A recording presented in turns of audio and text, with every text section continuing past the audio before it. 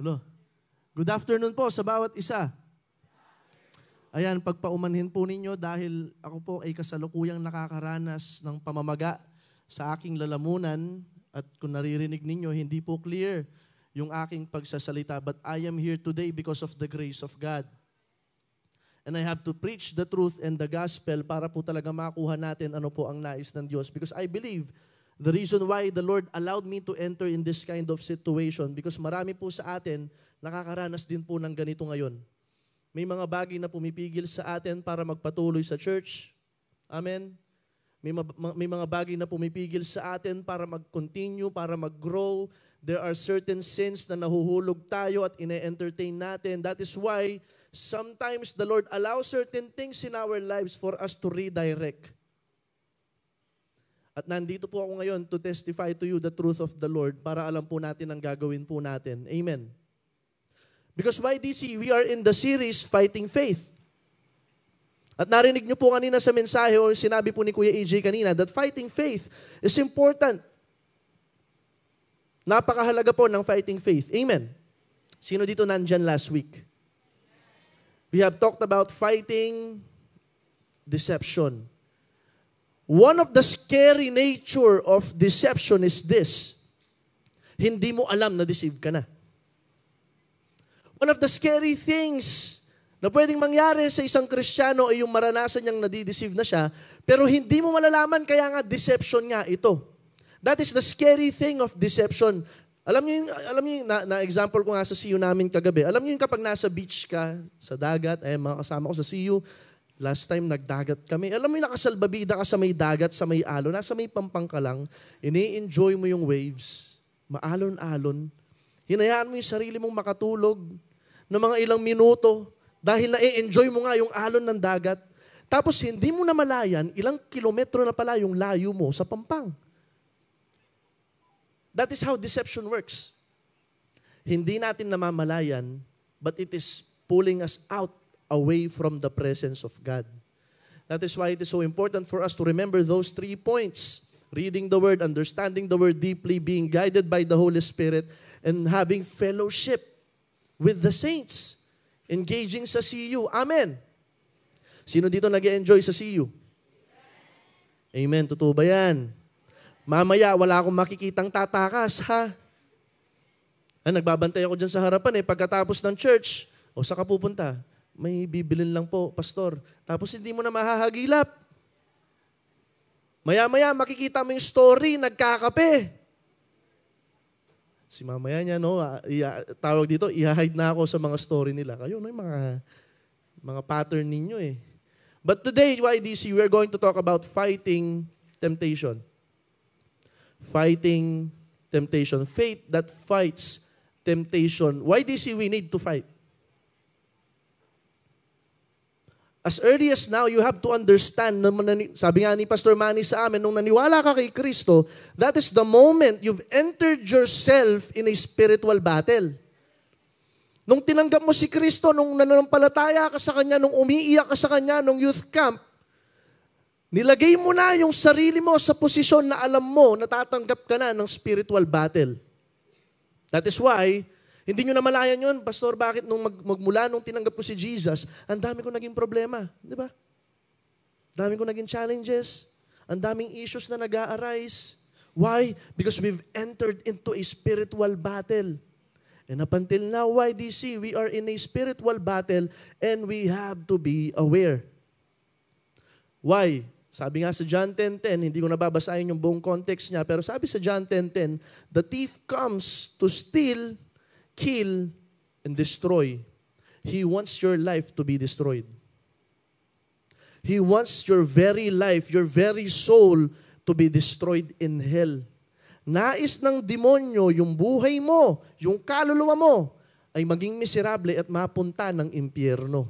Yun yung pangunahing paraan ni Satan. That is why he is trying to deceive us. He is trying to tempt us. And YDC, you have to be wise. Pag isabi sa katabi mo, you have to be wise. Tama na po yung pagpababebe natin bilang Kristiyano. Amen. Wala na po yung mga nagpapabebeng Kristiyano yung kapag hindi ka pinansin ng leader mo, nagtatampo ka na. Hindi ka lang chinat ng crush mo, nagtatampo ka na sa Lord. Tama na yung ganong klaseng Kristiyano, YDC. We have to start manning up because this is a fight. Ako balo makanano ko misadsad kanini na masakit ko po talaga lalamunan but I have to shout. We have to fight. Amen. Lalo na yung katamaran na yan, kailangan tayong labanan yan. Ay. Amen. Ang dami po sa atin sa mga maliliit na temptation, nahuhuli tayo ni Satanas at nasisira yung kaluluwa natin. But let me go deeper sa ating pinag-uusapan yon. Temptation is an invitation to sin. Temptation itself is not sin. Tandaan po natin yan. No? Tandaan po natin. This is an important doctrine, by the way. This is an important doctrine because temptation is not a sin. May isa akong kasiyo na lumapit sa akin. Though I get his intention, ayan, mahal na mahal ko yung siyo ko na to, and I believe wala naman siyang pangit na intention, na brother. So lumapit siya sa akin. May youth daw na nagsabi sa kanya na si Lord daw na-tempt. Si Lord daw na-tempt. Kuya, parang hindi tama yung, parang hindi siya magandang pakinggan o hindi siya tamang pakinggan. Kasi si Lord na-tempt, sabing ganon. Though I get his intention, parang mali, kuya. So I have to dig deeper. Sabi niya, nag-review siya, pinag-aralan niya, nakita niya sa James, ganito, ganyan. Though I have to correct him kasi nga mali yung context. But the truth is this, Jesus was tempted. He did not sin, but Jesus was tempted. It is an important doctrine for us to understand because Jesus was tempted. Why? That is his humanity. Ibig sabihin nun, kayang intindihin ng Diyos yung sitwasyon na nararanasan mo. That is why it is a crucial doctrine for us to deny the humanity of Jesus para sabihin natin na hindi na-tempt si Jesus. It is for us to say to Jesus na, Lord, hindi mo ko naiintindihan. But look at the grace of our Savior. He allowed certain things for Him to experience para masabi niya sa'yo, naiintindihan kita. So He can personally say to you, I understand you. He understands us. Temptation, it is not a sin. But to give in or to give up, dalawa yon. Take note of that. To give in and to give up is a sin. Temptation is not a sin, but to give in, yung mag-give in ka sa temptation, it is a sin. Halimbawa, sa pinakamababaw na example, this year, or this month, sa pagpasok ng bagong taon, ano yung pinaka pumapasok sa isip ninyo pagpasok ng bagong taon? New Year's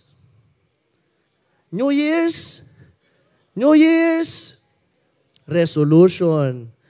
Ano yung unang pangunahing bagay na pumapasok sa isip mo pag sinasabing New Year's resolution? Hindi na ako kakain ng matatamis. Or in short, magda-diet na ako. Hindi ba? Diba? Marami yan. Magja-jogging na ako, magja-gym na ako. Ganun na bagay. So, that is good. That is good. Wala namang mali dun sa bagay na yon. But, this is how temptation and sin works.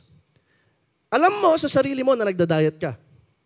Tumatakbo ka, you are lifting weights, no? Nag-aerobics ka.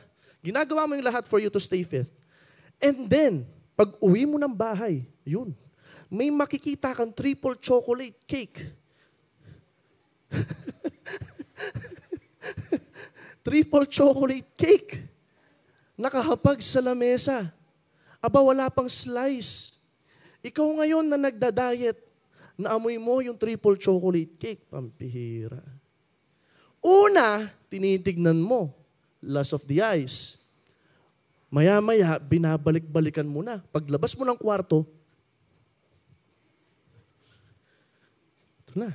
Lust of the eyes. Maya-maya, wala pa rin kumukuha ng chocolate cake. Ikaw, daan-daan ka. Lumipas na yung ilang oras. Aba, eto na. Titikman ko na yung icing ng cake. Pampihirang sarap. Sarap. Lust of the flesh. Ayun na. Maya-maya niyan, kino-convince mo na yung sarili mo. Yung isang slice, hindi naman masama. Ayun, humati ka ng slice ng triple chocolate cake at kinain mo rin. In short, yung standard na sinet mo, hindi mo rin nasunod. That is sin. Amen. That is how temptation and sin works. Nakakasunod ba, YDC? Amen. This is crucial to each and every one of us. Kasi nabanggit po ni Pastor Manny sa amin, no, nung Friday, tayo yung pinakamapusok. Gusto nating matry lahat. No? Ang weird natin eh. Gusto nating matry lahat kahit alam nating ikakapahamak natin. Kahit na alam nating mapapahamak yung kaluluwa natin, we are trying to engage sa mga activities na alam nating hindi naman talaga tama. O pinagbabawal ng mga CU leaders natin or pinagbabawal ng salita ng Diyos. That is why we need to understand this. We need to know, we have to understand how to fight temptation. Amen. This is so important. This is so vital. YDC. Alam nyo bakit? Kasi pagkatapos ng preaching na to, paglabas mo pa lang ng gate, ayan na. Kung nakamotor ka man, may magkakat na sa'yo. Kung nakasasakyan ka man, may magkakat sa'yo. Pag uwi mo ng bahay, hindi ka nakapaghugas ng plato, yung nanay mo magsasalita na yan at papagalitan ka na. There are certain things, pag uwi mo pa lang ng bahay, makakaranas ka na ng temptation. That is why this is an everyday thing. YDC. Amen. This is so crucial na dapat bukas makalawa, binabalik-balikan natin to. And mind you, you have to stay awake. Pag sabi sa katabi mo, gumising ka. Yes, gumising ka. Hindi ka pwedeng ma-bored. Hindi ka pwedeng mainip. Amen. Hindi ka pwedeng mainip sa sitwasyon na to. Hindi ka pwedeng mainip. Basahin natin sa Hebrews 12:4. Sabi niya dito, in your struggle against sin, you have not yet resisted to the point of shedding your blood. Alam niyo ba yung example na sinasabi ng Hebrews dito ay napakabanal? Hindi pa kayo dumating sa punto na nagdudugo kayo sa pakikipaglaban nyo sa kasalanan, sabing ganon. Wala pa naman, amen? Yung na-stress ka, tapos pumatak yung dugo, meron na ba sa inyo? Yung nilalabanan mong wag magpuyat, tapos pinagpawisan ka ng dugo. Wala naman, di ba? Ang weird naman siguro nun. Wala naman, amen? Wala naman siguro dito to the point na pinagpawisan ka ng dugo kasi ayaw mong i-chat yung crush mo. Ayoko siyang i-chat. Tapos kakapigil mo, pinagpawisan ka ng dugo. Wala naman siguro, di ba? Amen? Wala naman siguro dito na sasabihin sa akin ng time na tinatamad siya mag-attend ng church. Hindi, mag-church ako, tapos pinagpapawisan ka na ng dugo. Wala, di ba? Wala. Ano yung ibig ko sabihin dito? Yung pinupunto ng Hebrews dito ay napakabanal. Why? Because the Hebrew, yung book na Hebrew na to, pinapatungkulan niya si Jesus nung nandun siya sa Garden of Gethsemane. When Jesus was in that Garden of Gethsemane, He was praying to God. He was about to go to the cross. And for the first time in His life, He will be separated from His Father. Mahihiwalay siya sa kanyang Ama. For the first time ng kanyang buhay. Dahil yung kasalanan mo at yung kasalanan ko, mapupunta sa Kanya. And He have to endure the wrath of God. Kailangan niyang tanggapin yun. At may pumapasok sa isip ni Jesus sa mga panahon na yun. Nagsastruggle siya. He was tempted as well. He was fighting sin. He was fighting sin. Kasi yung pumapasok sa isip niya na yun, pwedeng wag ko na lang ba itong ituloy? Pwedeng wag ko na lang ito ituloy? Nahihirapan na ako, sabi ng Panginoon. That is why we have to understand there are 3 principles na pag-uusapan natin this afternoon, YDC. Are you ready? Please bear with me. Ulitin ko sa kilala mo but please, I want you to be serious at this point of time. Amen. I want you to digest everything na sasabihin ko na manggagaling sa salita ng Diyos. Amen. Because I love you so much for you to enter into that same sin again and again and again. Ayoko nang makita kayo na paulit-ulit sa kasalanan na yun. At alam niyong walang kahahantungan yung magiging buhay ninyo. That is why we have to be serious. Amen. Amen. Are you there, YDC? So number one, to have a faith that fights temptation, you must watch and pray every day. It is an essential thing for us to pray YDC. Sinabi nga po dito sa Matthew 26 verse 41, watch and pray so that you will not fall into temptation. The spirit is willing, but the flesh is weak. Ito yung scenario na nasa Garden of Gethsemane si Jesus. He was in that garden, he was about to die. Ito yung punto na sinasabi ng Hebrews, he was shedding drops of blood. Kasi stressed out siya, pinagpapawisan ng dugo yung Panginoong Jesus mo. Kasi alam niya yung kasalanan mo at yung kasalanan ko na hindi niya naman ginawa, mapupunta sa kanya. He was tempted to give up. He was tempted to give up. Nasa punto na siya sa kanyang buhay that he was about to give up. But, ano yung sinabi ni Jesus doon? Lord, if it's possible, take this cup away from me. Alam niyo ba yung nilalaman ng cup na yon? Are you aware, YDC, what is in the cup? Ano kaya yung nilalaman ng cup na yon? Iced tea ba na iniinom natin dito pagkatapos ng YDC? Ano kaya yung nasa cup na yon? Yung nasa cup na yon, yung matinding galit ng Diyos. And he was about to endure the anger and the wrath of God because of your sin and my sin. And he has to pray, Father, if it's possible, take this cup away from me. Because I have to understand from the very first time, mahihiwalay ka sa akin. We have been so intimate. All of my lifetime here on earth, sabi ni Jesus, magmula nung isinilang siya sa sabsaban, hanggang nasa punto na siya, nananalangin siya sa Garden of Gethsemane, he foresaw, he knew that for the first time, he will be separated from the presence of his Father so that you will never be separated ever again. Naiintindihan niyo ba yon? How great the gospel is? He was separated so that you will never experience separation from the Lord. Naiintindihan niyo ba yun? And that is why he has to pray. Kailangan niyang tanggapin, Lord, not my will, but yours be done. Kung ako lang, nais kong hindi ko tatanggapin ito, but because I love them individually, and I love you, I will receive the cup. Let your will be done. And he endured. Why do you see he endured? Your Savior endured. Yung Jesus na kilala nyo, hindi lang yung may hawak ng tupa na nakikita nyo sa mga mural o paintings. Hindi. The Jesus that we are serving is powerful and strong. He carried your sin and my sin because He prayed. He asked for strength. And therefore, YDC, kapag tayo rin ay nanalangin at inuna rin natin ito, we can also fight temptation when it comes. Makakayanin din po natin. Amen. Makakayanan natin, YDC. We can fight temptation kapag ito'y dumating. Because Jesus overcame as well. Amen. Amen. Sabi niya dito, watch and pray. When we pray, our spiritual senses increases. Kapag nagpe-pray ka, yung spiritual senses mo, ito no, YDC. Just a practical example. And gusto ko lamang i-share to sa inyo. Practice ko to na ginagawa.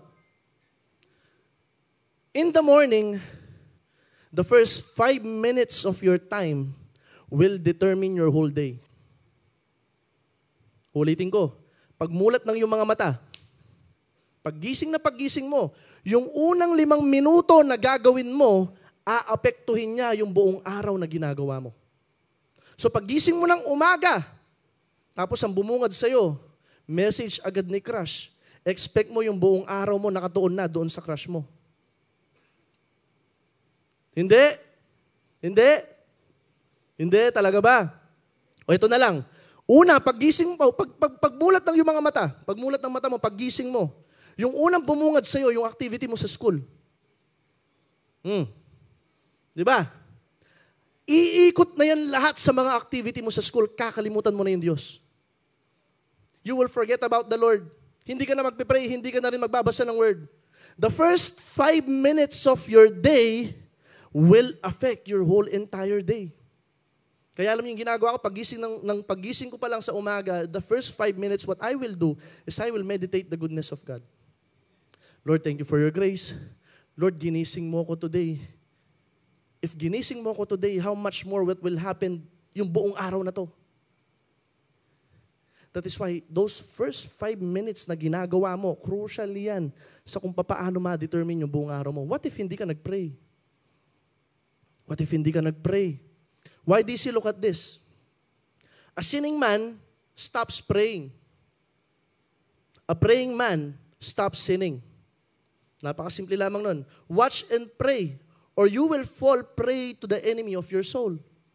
Sabi po ni Leonard Ravenhill, if you stop praying, you will start sinning. Isang oras lang o isang araw lang na hindi ka nag-pray o ilang minuto lang na kinalimutan mo yung Diyos, expect that you will fall into temptation. But a praying man will stop sinning. This is how vital prayer is. Because prayer is not simply talking to God. It is communion. It is fellowship. Who are you with most of the day? Sino yung mga kasama mo sa buong araw? Sabihin mo man, sige, wala kang kasama. O ito, ano to? Paggising mo ng umaga, ito agad yung companion mo. Paggising mo ng umaga, hindi man Bible yung hahanapin mo. Nakakalungkot. It has been normalized, di ba? Napansin niyo yun? Naging normal na. Naging practice na natin na paggising ng umaga, yung cellphone agad yung hinahanap. But I want to challenge you why, DC, paggising nyo ng umaga, the first 5 minutes, wala kayong ibang gagawin kundi mag-pray. I want to challenge you.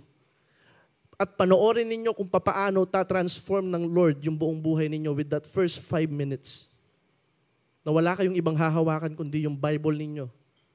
Or you will kneel down in prayer. The reason why many of us are weak is because we do not pray. Ang dami pong beses why DC na sa sarili kong paa nalaglag ako dahil hindi ako nagpe-pray. I was standing here. I was worshiping the Lord. Thinking na dahil ginagawa ko yung will ng Panginoon, I will be all right. But sin after sin came hanggang sa napalayo na ako sa Lord because I did not pray. Why, DC? You have to pray. This is so simple, yet essential. We have to pray. Why, DC? Sabi mo sa tabi mo, mag-pray ka. Huwag mong kakalimutan mag-pray. Marami sa inyo, pilosopo no? Pastor, nagpe-pray naman ako 3 times a day nga Breakfast, lunch, and dinner. Let's be intentional in our prayer time. Amen? Let us prioritize the Lord. Alam niyo, ang sarap nung nakikipag-usap ka lang sa Lord. Ang sarap that you have that communion with the Lord. Alam niyo kanina, bago ako magpunta dito, kasi kanina, may sakit ako, hindi ako makakilos, masakit pa rin yung lalamunan ko. Tinanong ko yung Lord, ano pa bang gagawin ko? Ala ko pong gawa na yung kumikimot. Sabi ng Lord sa akin, makipag-usap ka lang, speak, commune to me, read the Bible, basahin mo yung salita ko, sabi ng Lord sa akin. I was just reading the word kanina, and I was reading this book, and it reminded me of how Jesus is my friend. In that moment, alam ko na kung ano yung sinasabi ng Diyos. That most of us, the reason why many of us fail in temptation, kasi yung mga pangangailangan natin hindi napupuno. There are certain things in your life, may mga pangangailangan ka, kapatid, na alam mo hindi napupuno. That is why instead of fighting temptation, you engage in sin. That is why you have to watch and pray. Mamaya, mas didiinan pa natin yon. Sa Luke, sabi dito sa Mark 9:28-29, and when he had come into the house, his disciple asked him privately, why could we not cast it out? Why could we not cast it out? Galing sila sa Mount Transfiguration dito. So he said to them, this kind can come out by nothing but prayer and fasting. It is only by prayer and fasting, yung demon na meron po yung bata, na talagang sobrang lakas, na hindi na po kayang i-cast out ng simpleng mga tao lang o ng mga simpleng disciple lang. they have to pray. That is why in everything, before we do anything else, why DC, you have to pray. Kahit napakasimpleng bagay lang yan. Alam nyo kanina, sa sobrang, itapin tsaka ang sarap lang ng ganon. Lord, ano pong gawan ko today? Alikaya po, balo yung gawan ko kasi pumasakit ko na ano pong gawan. Ang sarap lang na ina-attribute mo sa Lord lahat ng mga bagay na gagawin mo kahit gaano sila kasimple. Because the Lord loves that. He loves you. He wants that intimacy with you. Ikaw nga sa crush mo, ano lang ginagawa mo, sinasabi mo sa kanya. Hindi. Ganyan. Hindi po. Maliligo na ako. Papasok na ako ng school. Kumain ka na, kakain na ako. Maili kayo Gawain ninyo, no? Tapos bandang huli, iiwan lang kayo. Oh. Kung nag-pray ka na lang, nilagak mo yung oras mo kay Lord, kwinento mo kay Lord lahat kasi alam mo may kaibigan ka na hindi ka iiwan kailanman. Na lahat ng pangangailangan mo tutugunin niya. Sige, palakpakan natin ng Lord.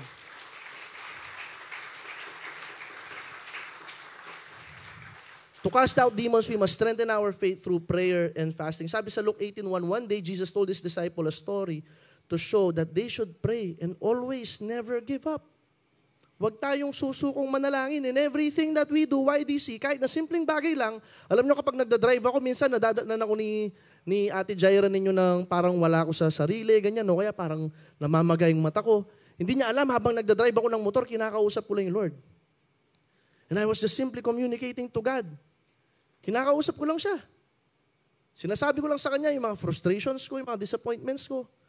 And how good is the Lord, even sa mga ganong moments, because He will comfort you. Ang dami sa atin, no, kung saan tayo mahanap ng comfort. And in the end, we are frustrated. Sabi sa 1 Thessalonians 5:17, never stop praying. Amen. Prayerlessness will make you weak. Sabi nga, lagi nating naririnig at naririnig ko to kay Pastor Joshua, a prayerless Christian is a powerless Christian. Ang rason kung bakit hanggang ngayon, pag may nakikita ka nagkokopyahan sa mga kaklase mo, nakikikopyahan ka rin, is because you know you did not pray. You are not filled with the Spirit of the Lord. Sa mga boys, eto, pag nakita mong naglulupungan na yung mga barkada mo sa likod, nanunood ng kung ano-ano, yan ka makiabe? Oh? Sabihin nyo ngali, kailanan kayo yan. Bakit tayo nalalaglag sa ganon? Because we do not pray. We are not praying. We are not having an awareness of the presence of God. Ika nung ating kang awareness na ng presence na ng ginugawan mo ita. Di ba, you will do everything to stay away from the things that will offend the Lord. Hindi dahil para maging banal-banalan ka, tapos pagpunta mo ng church, ako, banal ako. Hindi ganon. It is to simply love the Lord. Kasi mahal natin ang Diyos. At mahal ka niya. That is the main motive of this.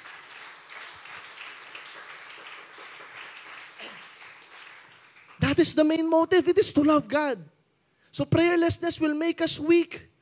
Why, DC, let us be intentional in our prayer time. Nung wala kang kasabi, instead nakausap mo yung kachat mo, kung sino man yan, mag-pray ka na lang. Kausapin mo yung Lord. Yung bang crush mo na yan, may mga plano sing dami ng buhangin sa dagat? Wala! Yung Diyos na kausap mo, sing dami ng buhangin sa dagat, yung mga magagandang plano niya para sa'yo. Sinong mas kakausapin mo? Amen. Marami kasi sa atin, we have downgrade the Lord. We have downgrade Him so much na hindi natin kilala kung sino yung kinakausap natin pag nagpe-pray tayo. Pero hindi natin alam yung kausap natin siya yung lumikha ng langit at lupa. Yung kayang gawin yung imposible. Yung namatay tapos nabuhay namang muli. Yung namatay sa krus para patawarin tayo. Yung mahal na mahal ka. So why will you stop praying? If you only knew that the one you are praying to cares for you so much. He cares for you so much. He cares so much. Why, DC? Hindi mo man nararamdaman yung cares tsaka concern sa mga magulang mo? Sino dito na-experience yun? Hindi mo man nararamdaman yung care. Ito and we have this tendency, ito rin yung temptation natin eh. We have this tendency or we have this temptation to lean on people kapag nahihirapan tayo. We tend to find comfort in them. Pag nalulungkot ka, you feel alone, magchat-chat ka agad, tara, coffee tayo. Di ba? Though that is good. That is good. Wala namang mali doon. But primarily, the Lord is waiting for you. The Lord is waiting for you personally para sabihin mo yung araw mo sa Kanya. Grabe, no? Ang sarap lang no na may ganung nagmamahal sa atin. Di ba? Yung mga crush nga ninyo, hindi ganun ka-concern sa inyo eh. Imagine, the Lord is waiting for you para lang mag-rant ka sa Kanya, para lang sabihin mo yung nararamdaman mo sa Kanya because He cares. Di ba? That is our portion in the Lord. So why will we stop praying? Amen. Prayerlessness will make you weak. Kapag hindi tayo aware sa mga ganitong bagay, malalaglag tayo. Number 2, to have a faith that fights temptation, you must turn down all the temptation. You must turn them down. You must reject them. Pagpaparating na yung thought, you have to pull them down. Katulad po ng sinabi dito sa 2 Corinthians chapter 10, verse 3 to 5. For though we live in the world, we do not wage war as the world does. The weapons we fight with are not the weapons of the world. On the contrary, they have the divine power to demolish strongholds and every pretension, or we demolish arguments and every pretension that set itself against the knowledge of God. Naku rin na ako. And we take captive every thought to make it obedient to Christ. We can take every thought captive. Watch the word thought. Pakisabi thought. Yung thought, saan yan nang gagaling? Saan? Saan yung thought? Saan nang gagaling yung thought? Sa mind. Kaya nga thought, di ba? Isip. Mga iniisip mo. Amen. YDC. Amen. Gising pa ba kayo? Look at this. The beginning of temptation is always in your mind. Where the battle begins. Whenever sin tries to creep into your thoughts, stop it immediately. Do not meditate on it. Kailangan maglagay tayo ng boundaries. Kailangan tayo mag-set ng boundaries, or kapag nakapasok man yung thought, kailangan nating hilain ito, kailangan nating i-turn down. Because it is not wise for us to fight temptation near, malapit. Hindi, malalaglag tayo. Katulad nga ni Joseph, he fight temptation far away. Di ba ang ginawa ni Joseph? Tumakbo siya palayo. Araw-araw siyang tinetempt ng asawa ni Potiphar para makipagsiping sa kanya. Take note, si Joseph, ang gwapong lalaki. Para yung nasa harap ninyo ngayon. Pati yung mga nasa likod daw. Yung apat na yun. Yan, mga santing lalaki din. Yung mga hili, pambihira. Just like Joseph, ang gwapong lalaki si Joseph, and Mrs. Potiphar is trying to tempt Joseph araw-araw. Imagine, araw-araw siyang tinetempt. Kareng lalaki na termino yun kareng lalaki. Yung palay na yung lalapit, teme pa kuna na. Nakaman manok, di ba? Yung palay na yung lumalapit, ba't di mo patukain? Manok ka ba? Yung nakaman manok, di ba? Dito, ganun yung nangyayari. Every day, Mrs. Potiphar is trying to tempt Joseph, but anong ginawa ni Joseph? Every time may temptation, he flee. Lumayo si Joseph. He fought that temptation far.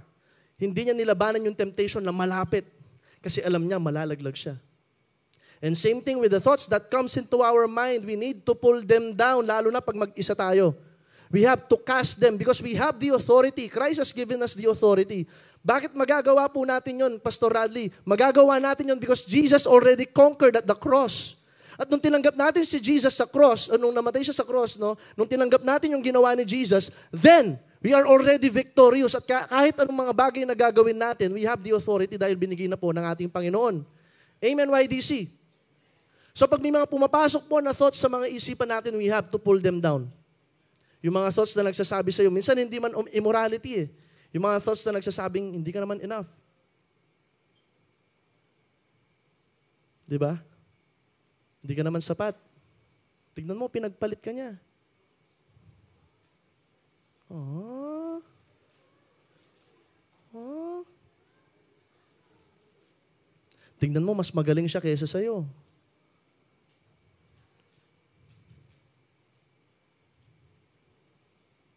Tignan mo, hindi naman na-appreciate yung mga bagay na ginawa mo. There are those thoughts that comes into our mind. But you know why, DC? We have the power to pull them down and make them obedient to Jesus Christ. Bakit? You have to remind yourself that I am a child of God. I am a child of God. Amen. Pumapasok man yung thoughts na walang nakaka-appreciate sa akin, okay lang, nandyan naman ang aking Panginoon. Hindi man nila ako gusto, pero ang Panginoon, tinanggap niya ako. Wala mang may concern sa akin, pero ang aking Panginoon, He cares for me so much. You have to fight. Amen, YDC. Sabi nga po dito sa Ephesians chapter 4, verse 26 to 27, in your anger, do not sin. Do not let the sun go down while you are still angry, and do not give the devil a foothold. Meron ako nabasang isang comment, napakaganda ng sinabi niya. Temptation is the devil looking through the keyhole. Nakasilip doon sa tawag doon? Sa may, anong tawag doon? Susihan, yun. Yielding is open the door and inviting him in. Yung demonyo daw nakasilip doon sa susihan, tapos ikaw naman, yielding to the temptation is you opening that door for the devil to enter. YDC, you have the authority to let the devil out or to let him in. Most of the sins you engage are because of your selfish desires. At hindi po yan nanggagaling sa Diyos. Amen. Gusto ko lang maging klaro po ito. The beginning of temptation is always in your mind. You have that desire. Sabi nga po sa James 1, hindi ko po nabanggit, pero sinabi niya dito sa verse 14, but each person is tempted when they are dragged away by their own sinful desires and enticed. Then after desire has conceived, it gives birth to sin. Pag minimeditate mo ng paulit-ulit yung kasalanan na yan, ay, pampira, makanya niya susulod. Makanya susulod, makanya. Tapos minimeditate mo. Hindi malayo na gagawa ka na ng action sa kung ano yung iniisip mo. Because it will give birth to sin. At kapag ikaw ay nahila na ng kasalanan, YDC, it will give birth to death. It will give birth to death. And take note of this, YDC. Hindi po madali makaalis sa isang kasalanang na-enjoy na ng laman mo. Hindi madali. Akala nyo ganun lang kadali. Kapag nalaglag ka na sa isang kasalanan, basta-basta ka na lang makakaalis. No. You are being deceived. You are being deceived. Kung sasabihin mo na yung kasalanan, okay lang yan, kaya ko yan. Sinabi sa 2 Corinthians chapter 2 verse 10, chapter 10, sabi niya doon, watch and be careful. Watch and be careful. Baka sabihin mo sa sarili mo na kaya mo unless you fall. I think that is 2 Corinthians 10. Sabi niya doon, bantayan mo yung sarili mo. Watch yourself. Lest sa sobrang confident mo sa sarili mo, thinking that you are strong, you will fall. YDC, are you there? Do not give the devil a chance. Kapag dumarating na po yung kasalanan sa ating mga isip, harangin na po natin, hilain na po natin sila pababa. Amen. Meron akong illustration para mas makuha natin to. May mga nagji-gym ba? Magtaas ng kamay, mga nag-workout. Ayun, sinahan si Boy. Pwedeng dito kayo sa harapan. Yan. Yung tatlo, yan. Si Ives. Sige, yan. Dito kayo. Dito, may papakita lang ang example sa inyo para makuha ninyo yung ibig ko sabihin. Dali na. Ayan, si Kenneth din. Si Kenneth, nasa si Kenneth. Dito ka. Dito kailangan ko ng example. Tama-tama, malalaki kayo. Nino pang pwede. Net. Gani. Sino pang... Jansen, gani ka. Dito. Dito kayo. Pasok kayo dito. Dito. Para makuha niyo yung halimbawa na sinasabi ko. Ayan. Pangaragol na katawan din. Ay, makatakot la. Ganito.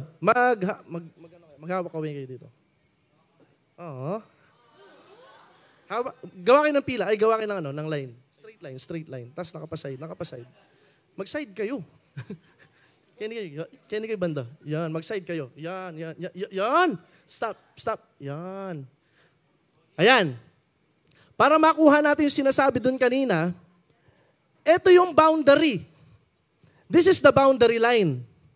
Amen. Yung kabila nito, yung sinasabing foothold, yung sinasabing gawa ng kalaban, kung saan nakasilip yung kalaban, itong kabila. This is sin. Itong kabila.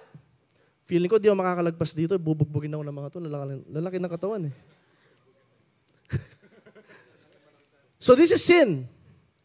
And most of us, nakikipag-mingle tayo sa kasalanan ng ganito. Hindi, pastor, konting chat lang naman eh. Hindi, pastor, nag-heart lang naman ako sa story niya eh. Marami sa atin dinidil yung temptation sa ganitong paraan. Ganyan, ganito kalapit. Ito na yung kasalanan. Ganito tayo nakikipag-mingle sa sin, sa temptation. Habang ikaw naman, akala mo, hindi, kuya, magkaibigan lang kami. As a friend. Di ba? Di ba as a friend lang? So magi-Starbucks tayong dalawa. Many of us mingled with sin like this. Kaya kapatid, kapag nahulog ka na sa bitag ni Satanas, nabuntis ka, eto na. Hindi mo na mababalik kung ano yung bagay na sinira mo na. Ayaw kong padaanan. Pabiras, ganda! Yung bagay na sinira mo na, masisira na dapat yan eh. Ayun. Wait lang. Sa tingin nyo ba, sa tigas ng mga to, makakabalik pa ako?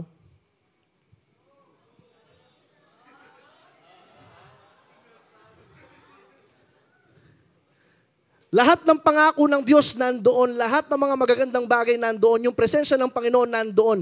Dito, vulnerable ka. Dito, wala kang katulong. Kung sino man yung kasama mo, na lalaki o babae, posible na hindi Kristiyano, iniwan ka. Now you are left on your own. Tapos kapag babalik ka pa, may mga thoughts na nanghihila pa sa'yo. Huwag ka na mag-attend ng church. Di ba ginawa mo na to?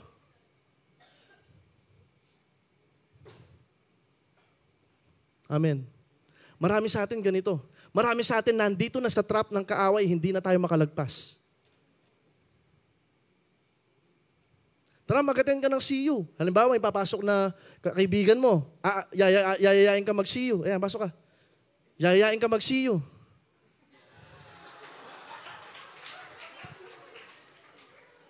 Yayayain ka mag-CU.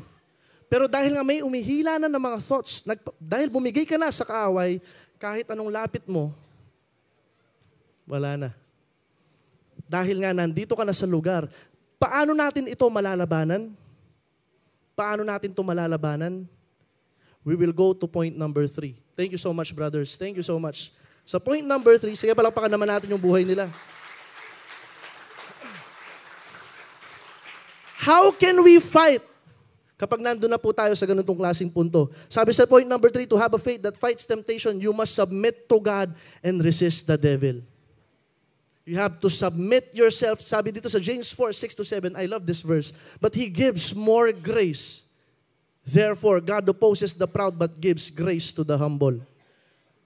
Sabi ng Diyos, nilalabanan niya. Alam niyo why? This is isa sa mga pinakamahirap na kalaban sa buong mundo. Walang iba kundi ang ating Panginoon.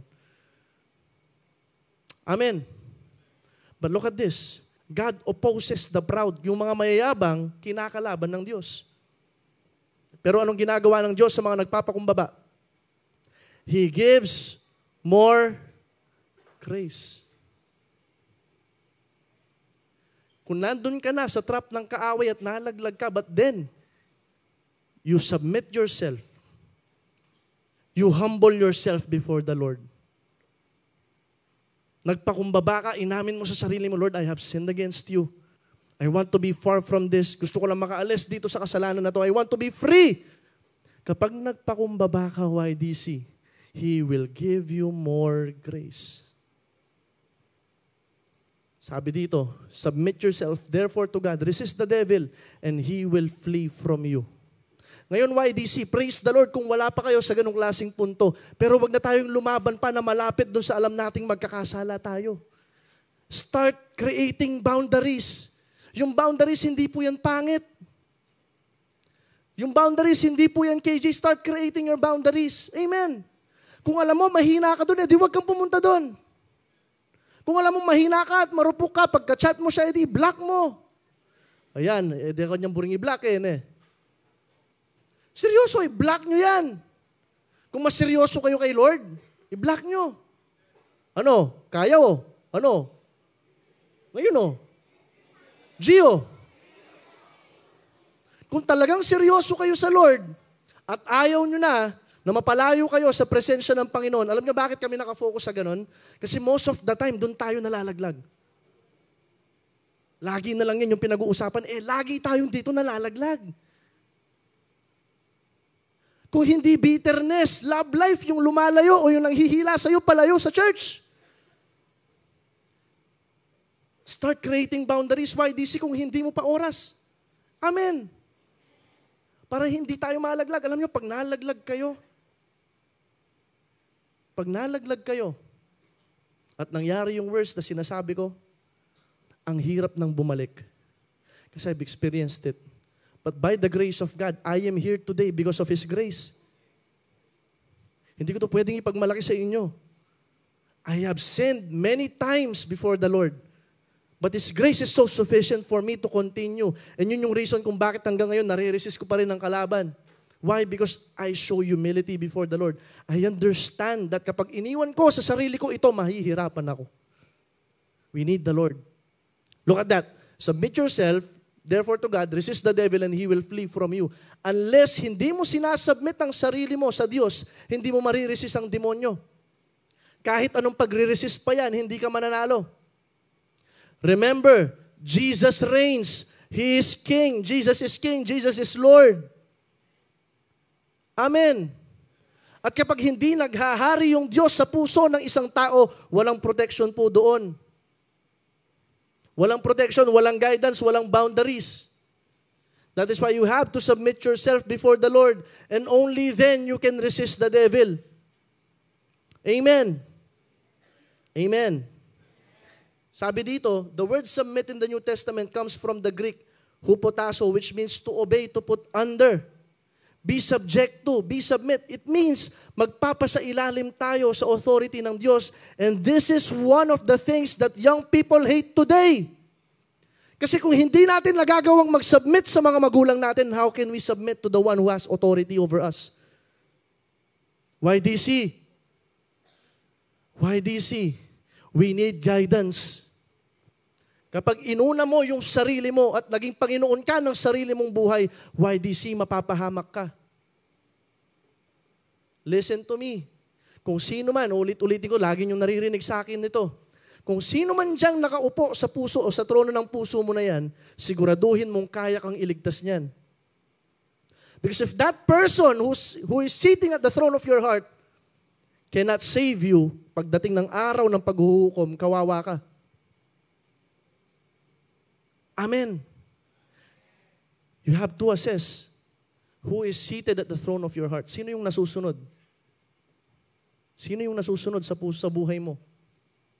Are you being guided by the Spirit? Sabi dito sa John 15:7, if you abide in me and my words abide in you, ask whatever you wish and it will be done for you. If you abide in me, if you remain in me, if you submit yourself to me, if you connect your life to me, says the Lord. Dahil alam natin yung pinaka-source ng buhay ang ating Panginoong Yesus. Anong mangyayari, kapatid, kung inalis mo yung connection mo sa source ng buhay? What will happen to you? You will die. Mahihirapan ka, kapatid. So you have to submit yourself. We need guidance. We need guidance. The Greek word abide is meno, to stay, to remain, to live, to dwell, to abide, to be in the state that begins and continue. To abide in Christ. It is to stay no matter what. Yung kahit marami ng temptation, hindi lang to give in, but to give up. Alam mo, magpapatuloy ka pa rin sa lakad Kristiyano mo.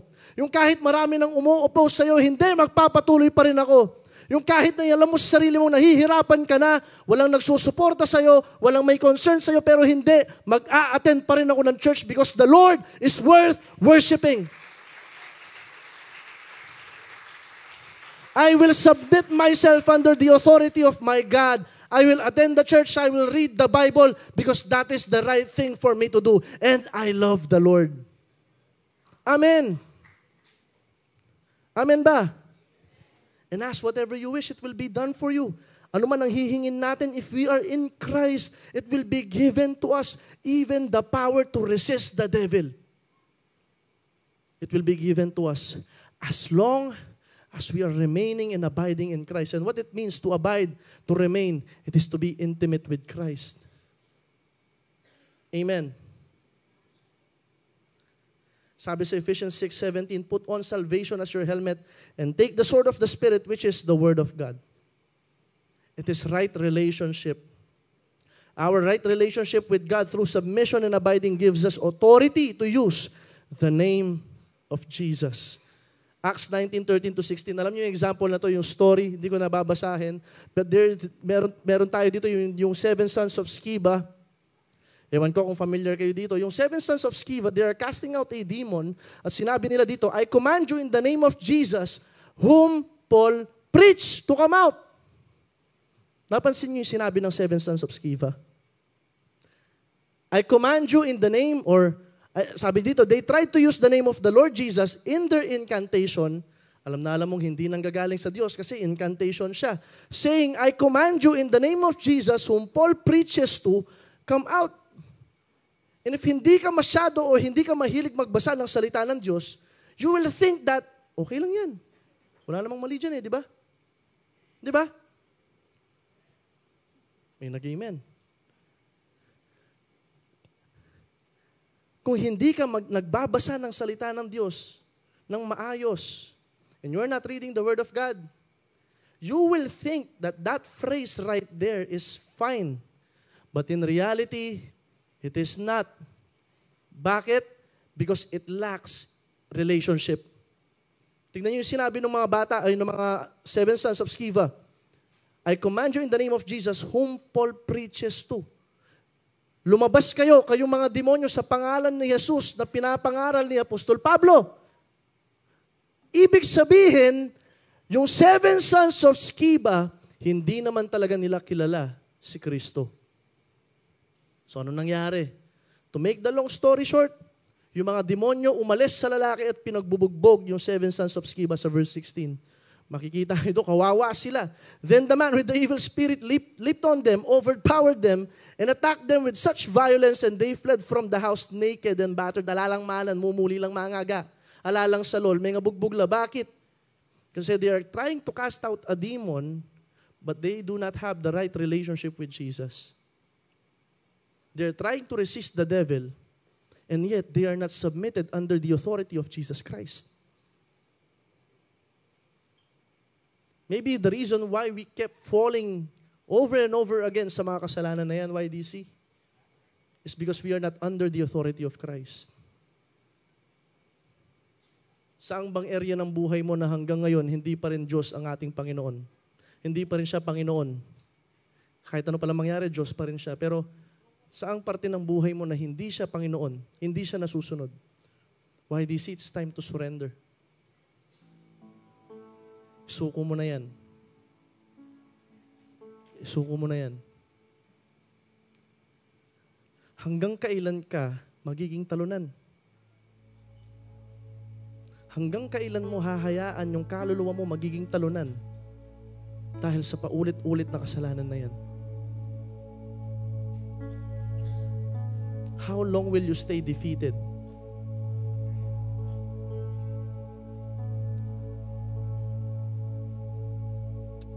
the only way to resist the devil is to submit to God, to be under His authority. It is to see the Lord as my Lord, as my King. At kung ano man yung sabihin niya, susundin ko. Dahil anak niya ako. Hindi yung kagustuhan mo, kapatid. Take my word. Kung susundin mo rin yung sarili mong kagustuhan at kung gusto mo rin masunod yung sarili mong buhay, mapapahamak ka. Ito na yung sasabihin ko, I have made many decisions. I have done many things na nanguna yung sarili kong puso. And guess what? Paano sila nag-turn out? They turned out in ruins. Walang magandang nangyari. Why? We followed my own heart. YDC, we have to submit. Faith that fights temptation. Let's wrap up. Let's end. To have a faith that fights temptation, you must watch and pray every day. Turn down all the temptations. Submit to God.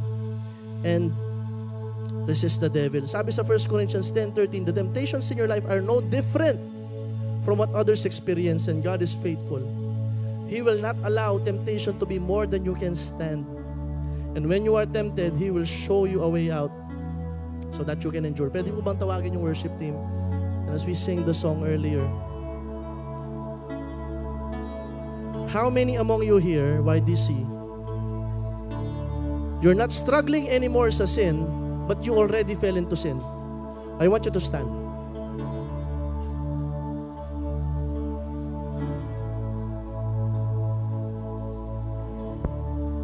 Pastor, paano pa ako makakalaban sa temptation? Nalaglag na ako. This is an opportunity for us to stand again, for us to know how to fight. Kasi kailangan nating lumaban, YDC. Nalaglag ka ngayon, nakatayo ka ulit. Bukas, that same temptation will come again. Darating na naman. Para ipalayo ka lalo sa Panginoon. Para hilaing ka palayo sa presensya ng Diyos. And katulad ng verse na binasa natin kanina, sabi niya dito, the temptations in your life are no different from what others experience, and God is faithful. He will not allow temptation to be more than you can stand. I was wondering why. Lord, buti. Buti yung temptation na nararanasan namin, hindi yung sobra. Pero kaya naming takasan at nagbigay ka pa ng way out. Di ba faithful si Lord? At kapag dumarating na yung temptation, makakatakas ka, may way out na binibigay si Lord. You know why, YDC? I want us to go back into that garden. Because during in that garden, Jesus Christ was asking for a way out. And guess what? It was not given to Him.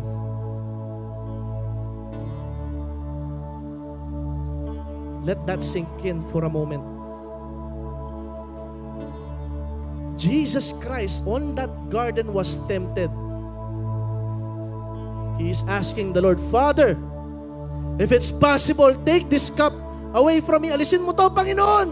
Kung maaari lang, nang hihingi ang ating Panginoong Jesus ng palabas o ng daan palabas. But take note, it was not given to Him. Why? So that He can give it to you. He had to go through that suffering. He had to endure the cross. He had to accept yung galit ng Diyos para ikaw hindi mo natanggapin at para kapag ikaw ay dumarating sa punto ng temptation, makahanap ka ng daan palabas. Dahil si Kristo mismo sa pagmamahal niya para sa iyo, hindi siya tumakas. There was no way out of the cross. The only way out is forward. And He had to endure because He loves you. That is the motive. We will fight temptation and we will flee temptation. Why? Because we love the Lord. Kasi ayaw nating masira ang puso ng Diyos. Because it is painful for us to see the heart of God broken in pieces because we are trading Him for something that is so temporal. Imagine trading the happiness with your father sa ilang minutong kasarapan lang sa kachat mong alam mong mawawala din. Ilang minutong sarap sa pornography. Ilang minutong pakikipag-sex. Trading that which is so precious sa ilang minutong bagay na dadalhin ka sa impyerno. But, katulad ng sinabi ko kanina, Christ found no way out para tayo makahanap tayo ng daan palabas sa mga temptations natin. Because He understands you. He understands what it feels like to be tempted. He understands what it feels like to be human. He understands what it feels like to be rejected. He understands what it feels like to quit. You are so precious to Him that He gave you a way out whenever you have trials and temptations. That is how precious you are. And we will sing that song once again. Katulad ng inawit natin kanina. Sabi nung bridge ng song, no? And I will build my life upon your love. That is the firm foundation. It is the love of God. There's no other motive, YDC, for us to be victorious in fighting temptation. Mahalin natin ng Diyos. Sabi sa Matthew or Mark, love the Lord your God with all your heart and soul and all your mind, with all your strength. That is the main motive.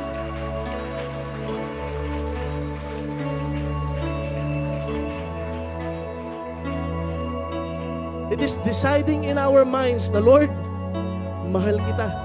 Hindi kita pagpapalit sa anumang bagay dito sa lupa. Hindi kita pagpapalit sa mga ilang minutong saya. Hindi kita pagpapalit sa mga sa sino mang tao. Hindi kita pagpapalit sa bagay, sa grades o sa anumang bagay. You are much precious to me. That is the main motive. It is love. It is loving the Lord. He loves you so much, YDC. And this time, hindi ko alam kung sino pa sa inyo yung nagsastruggle sa sin o nandun na sa part na nagkasala ka na. Mind you, brothers and sisters, this is an opportunity for you to stand again, to raise your hands in surrender, to worship the Lord, to do the right thing, and for us to be empowered. Why? Because our God is faithful. Faithful ang Diyos mo, YDC. He will give you a way out kapag hindi mo na kaya. And when you are powerless, He will give you grace.